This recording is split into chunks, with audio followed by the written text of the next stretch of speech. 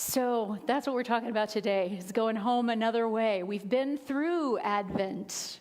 We've made it all the way to the birth and past that. There was the weight of not knowing exactly what was coming, but making ourselves ready and willing to be who we needed to be, to show up where we needed to show up, to do what was ours to do. We've explored some of the stories and found that we're not anchored to a particular story at any time. We get to play all the characters in the story, and we get to choose in any moment what that story means to us. We've brought the gifts, and we've received the gifts, the gold, the frankincense, the myrrh, all of the things that we need in order to function in this life, in order to fulfill our purpose here. And at the birth, we've claimed our innocence. We've claimed our newness. We've claimed the way that God sees us, right? I want to read you something from Thomas Merton, from his Conjectures of a Guilty Bystander. He says, "It was as if I suddenly saw the secret beauty of their hearts, the depth of their hearts, the core of their reality, the person that each one is in God's eyes. If only they could see themselves as they really are. If only we could see each other that way all the time, there would be no more war, no more hatred, no more cruelty, no more greed. I suppose the big problem would be that we would fall down and worship each other. That baby lives in you. The angels sang at your birth too. This is what is promised for all of us." And so, what's next? We've gone through that process, claiming our newness, our new birth, and next week we're going to really claim the new year, letting go of what hasn't served us and looking forward and setting intentions for what does serve us. But this idea of what's next, we've met the new Christ. We've met the new Christ, and it is us. So we can't keep pouring old wine into new wineskins, right? We've got to take the new wine. We've got to take things as new. So the Magi in the story were transformed by their experience, not by the information that they gained, but by their experience of this child and this idea of being warned in a dream. Listening to our own intuition and guidance, which says, you know what? There's a different way to do it. And Herod in this story, poor Herod, he plays his role so well. And he plays the role of the ego. He plays the role of that which would try to make all of this an earthly idea rather than a spiritual idea. He plays the role that activates our fear. What if somebody else is special and I don't get my specialness? What if somebody else gets crowned king and then they question my ability to be king? Man, Herod is in me. Always. Always. And I can go back to that root. I can allow my fear. I can allow my anger. I can allow my suspicion. I can allow I think I know how this is all going to turn out because I know everything. I can allow that, which is all Herod, which is all ego, which is all trying to control that which is uncontrollable and which I truly cannot imagine, right? I think I know, but I don't know. And so if I listen to my intuition and say, you know what? I'm not going to go the way I've always gone. I want to go a new way, not to Herod, to listen to this voice inside me. And that is transformation. That is transformation. Take a new look. Can you do, if you have discovered the newness in you, your innocence, if you are able to even begin to see yourself as Thomas Merton says that he saw other people, begin to see yourself that way and then expand to be able to see others that way. Can you keep just using the same old words that you've used, posting the same old stuff that you've posted, arguing with the same old people that you've argued with? Can you? Yeah, you can. You can at any time, because Herod's always out there. Herod's always in here. Always. But there is another choice: to allow the transformation to have its way in us. This gut feeling, these signs that we get from within and also from life. You know, sometimes when we hit a brick wall, we might want to tap it a few times and see if those bricks are actually going to come down. But once we've hit our head on it several times, it might be a sign that that's not where the doorway is. There might be a doorway somewhere down the road. Maybe we need to look in a different place. Maybe we don't need to knock our heads against the same brick wall. Maybe we need to look for the open window. Einstein said the definition of insanity is to do the same thing over and over again, hoping for a new result. So I'm telling you, if you hope for a new result in this new year, you can't just go back and do what you've always done. We can't go back and do what we've always done. And does it feel different? Yes, it feels different. And it might even feel not too good at first, because we're used to what we're used to. Study after study shows that we, as human beings, tend to prefer the known, even if it's really uncomfortable and ugly, than to take a step into the unknown and risk the difference. So I've had wise people in my life when I've gone in wise spiritual mentors, when I've been in a place of transition, in place of transformation, said this: I don't feel right. I'm not feeling the presence of God in me all the time. Why am I not feeling that? And I've been told at different times, you're feeling different from how you've ever felt before, and you said what you wanted was to change, so maybe the feeling different is exactly what is right for you right now. Maybe this feeling of not being comfortable, of not grabbing onto your idea of God in the same way that you've always grabbed onto your idea of God, maybe that's exactly the route that you're supposed to be on.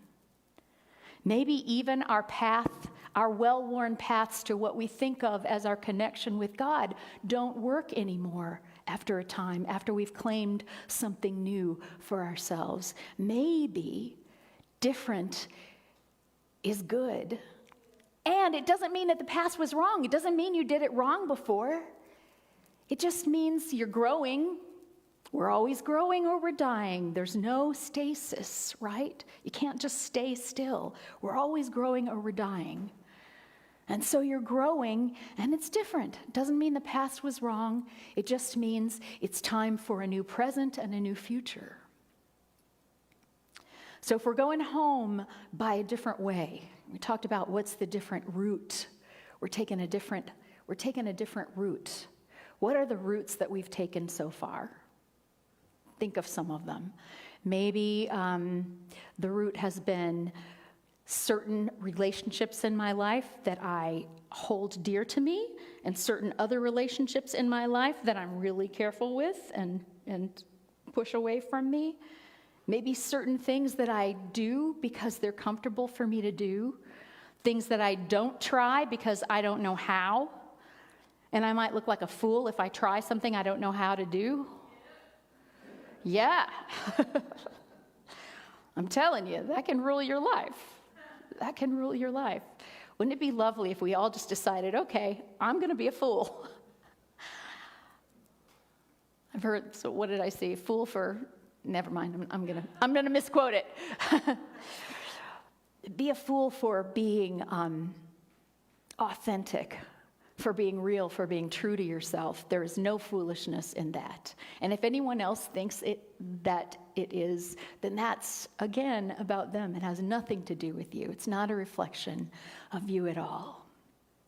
So we're talking about going home by a different route, many kinds of different routes that we can take. How have you been meditating? How's that working for you? Do you want to try a different way? Do you want to try meditating if you haven't been?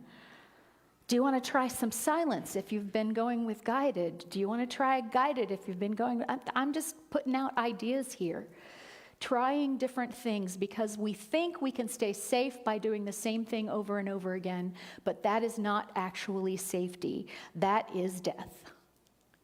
And so something new. I'm not saying throw away what works. I'm saying add to what works. Take a look at it. Does it really work? Take a look at the fruits of it. That's how you know if it really works. And then add to it. What else? What else is there? Could it be that there's more joy? Could it be that there's a deeper level of peace? Could it be that there is a way to love that is more all-encompassing? Could it be that there is a deeper faith that we can find, a deeper hope? Could it be that? And if it is possible, then we get to aspire to that. And sometimes the new way is just to ask. I want something new, I don't know what it is, and I'm scared. But I'm willing. And then we're back in the story again. Then we're Mary. We're Mary at the very beginning of the story saying, I don't know what's going on, but I know that Spirit is involved in this, and I'm willing, I'm open. I'm going to make myself ready. I'm going to walk the path and see what happens. So different ways to go, but also this idea of what is home? What is home? Home by another way, what does that mean? In that story, it meant that they went back to the land that they came from. But I'm going to bet you that after their experience, when they went back to the land they came from, they weren't the same people they were when they left. None of us is going to be the same person we were when we left on a journey of transformation. So what is home? Home is simply our true self. Our true self unfettered by the knowledge that we've gained in our lives, the cultural mores, the fears, the conditioning, the illusions that we've been fed and that we followed because it was easier, because everybody else is acting according to that illusion. So if I act according to that illusion, it's going to be safer and more comfortable for me to deal with the world. Is that really true? Maybe on one level it is. And yet I promise you there's no safer or more comfortable way to deal with the world than to deal with it in love. From love, coming from a place of love, and acting in love. And acting in love only happens when we're able to start thinking in love. And sometimes thinking in love means that we have to catch those thoughts which are not loving and go, whoops, Herod, out of here. And open our hearts again. How do I be more loving in this situation? Maybe we'll know instantly from our guts how to be more loving in any given situation. And maybe we won't. And if we don't, awesome. We get to ask. And I do believe that it is true that what we ask for, when we ask, we receive. Now, do we receive exactly what we ask for? I don't know. That hasn't always worked for me. But I've always noticed that there's an aspect of my ego that's doing the asking too. So maybe what my ego is asking for is not best for me after all anyway. But what I know is that the prayer under the prayer is always answered. You know, when I say, I want a new car, well, there's a prayer, then I might not get a new car. But what, do I really want a new car? Or do I want safe transportation? Or do I want to feed my ego and show the world that, look at me, I can afford a new car? Is that really what I need? Will that serve me better? Will feeding my ego so that I can one-up people without having to do any spiritual work around that really my best prayer? Maybe that prayer not getting answered is the best thing that can happen to me. And maybe the prayer under the prayer is, show me my worth so that I don't have to feel like I need to do anything outside myself to prove it. Show me my true worth. And by the way, help me get from A to B. There are places I need to go. Help me get there in the best way possible. I'm going to trust you to know what that is. If it's a Lexus, it's a Lexus. If it's a VW Bug, it's a VW Bug. If it's the bus, it's the bus. There's something to be learned no matter what. So what is home? Home is the place where we are bereft of our illusions, where we stop believing that it's so just because people tell us it's so, where we stop believing that everything is bad because our conditioning has led us to think, well, if A and B and C don't happen, then obviously D is going to happen, and then the whole world's going to blow up. Have you told yourself this story lately while you watch the news? It's a story that's going around big time. And the truth is, on the earthly plane, I don't know what's going to happen. It may get worse before it gets better. But on the spiritual plane, it doesn't matter, because this earthly plane is not who you are. And I do believe that it is possible to have faith, hope, peace, joy, love, regardless of what's going on around you in the world. And not only that, but that having those things when the world is at its worst are the very things that help the world the most. Diving into those places where we buy into the illusion and stir it up only makes the illusion stronger. And when we stand aside and say, I'm standing in love here. You do what you do. I'm standing in love here. Then we provide this place of sanctuary. And there's that much more of the world that's not bought into the illusion. And because we are one, when we evolve ourselves even the tiniest little bit, we evolve the whole of humanity. So are you willing to take on that responsibility? It's not just a change, it's a transformation. And when we go through that transformation, everything in our world may look exactly the same. But what's different is that we are not the same. That's what it means to go home by another way. It doesn't mean manipulate outside circumstances. It means change what's in here, and everything out there will change. My perception of everything out there will change, and the truth of everything out there will change in some way. And once you truly recognize the Christ Spirit living within you, that's what this whole season was about, right? The Christ is not Jesus. The Christ is this idea of understanding the truth of who we are, which Jesus did a really good job of and tried really hard to teach us about, and which 2,000 years later we're still misunderstanding. And yet, it's there. It's there in that teaching of love.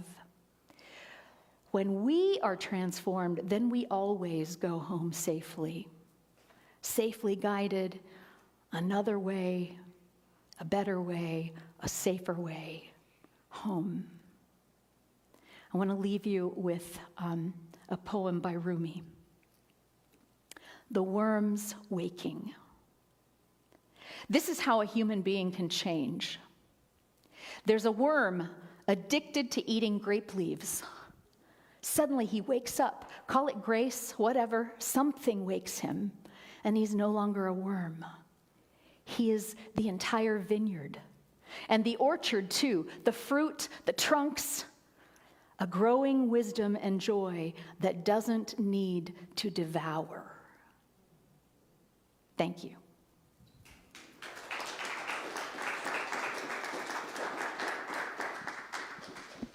Take those ideas into meditation for a moment.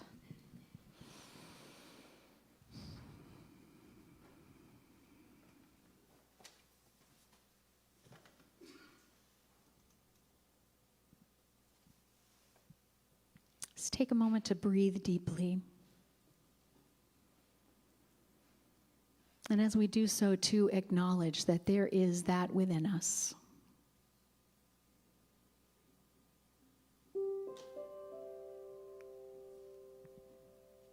that is beyond our human ability to understand, and yet that is available to us in every moment.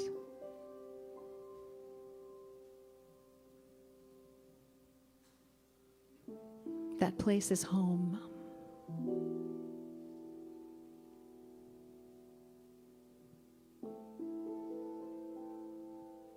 Because we don't have very good words, we try to call it by various words. God, Spirit. My favorite word for it is love. It's not a thing, it's not a person, it's not an entity, it is an energy. It is a moving, living, breathing power.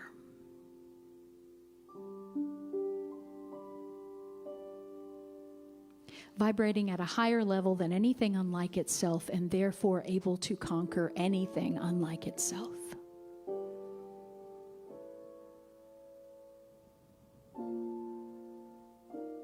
Breathe into that love right now.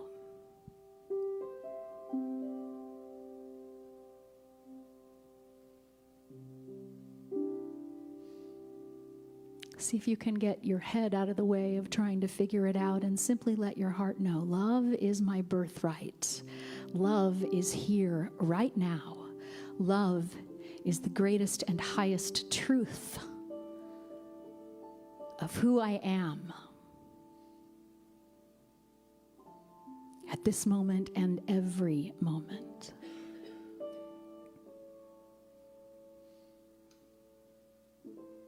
And as you breathe into that love, allow it to have its way in you.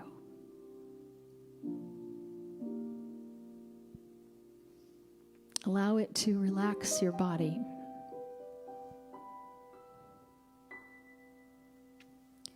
And when thoughts come up, thoughts of, yeah, but... You don't have to refute them. Just simply say, oh, but I am love.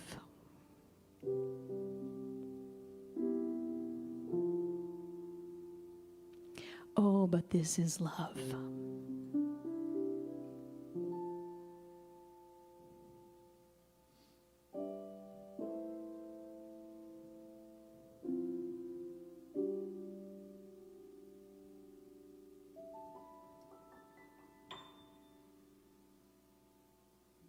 And for just a moment, acknowledge to yourself that this is your true home. This place of absolute, unconditional, ongoing, eternal, infinite love.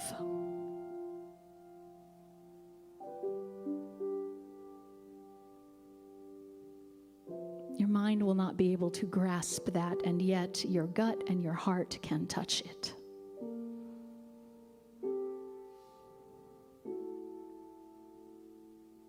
So allow yourself to be touched, truly.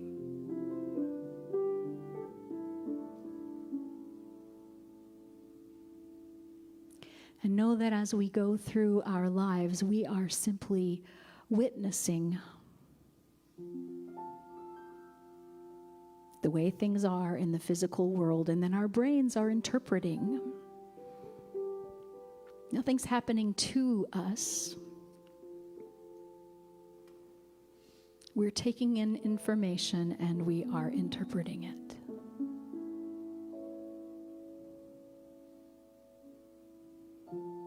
And from birth, we've been taught by those around us how to interpret it, what this means and what that means.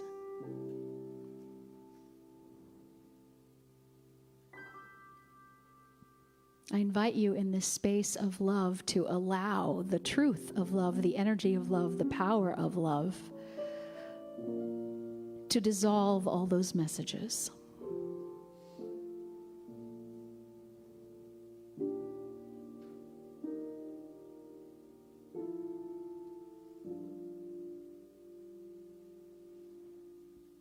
So that when information comes in and it's time to interpret it or perceive it.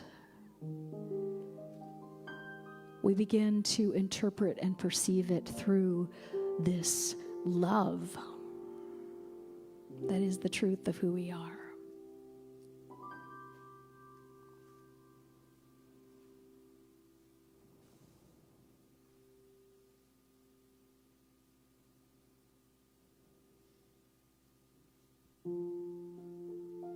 This is the teaching of Jesus, the Christ.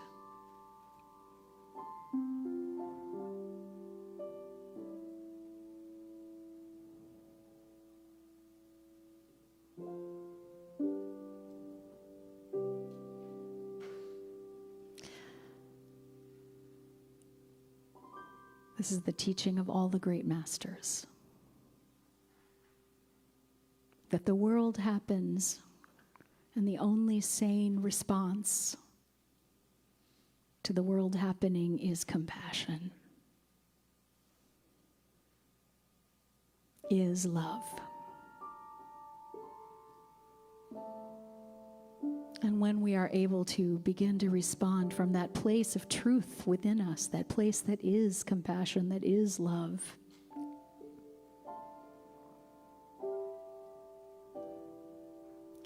then what happens in the world no longer has power over us.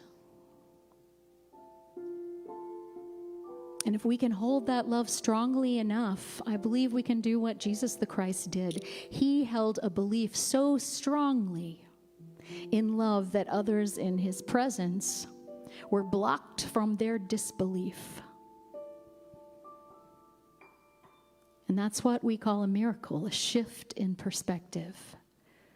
That not only can we do this for ourselves, but we can do this for the world. To hold the truth of love so truly, so strongly, so steadfastly. Probably not perfectly. We still occupy these human bodies. And yet, every time we leave the idea of love, all we have to do is return to it. It's another opportunity to remember.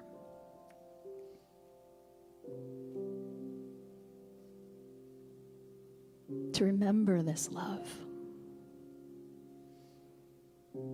To allow it to heal us, to have its way in us.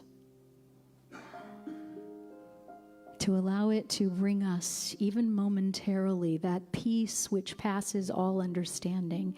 And then to know that when we are that peace, even for a moment, we bring that peace into the world.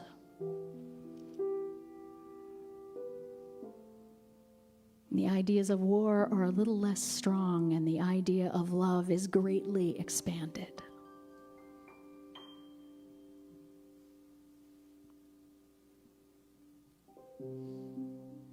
And that's our job here.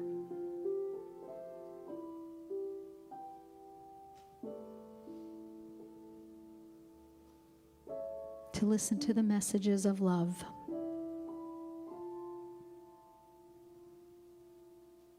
To do our best to walk in the way of love, to ask for help in that way. To be open and willing to receive.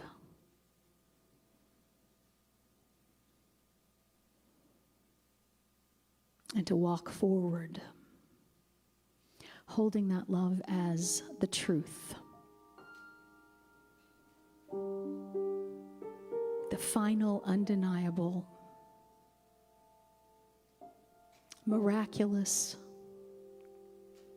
joyful truth of who we are.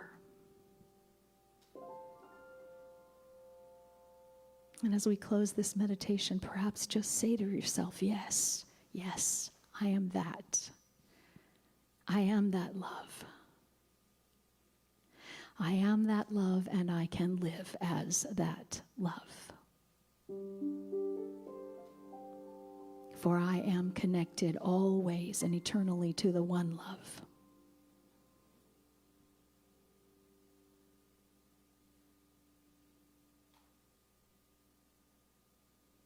And so it is. We express our gratitude and we say, Amen.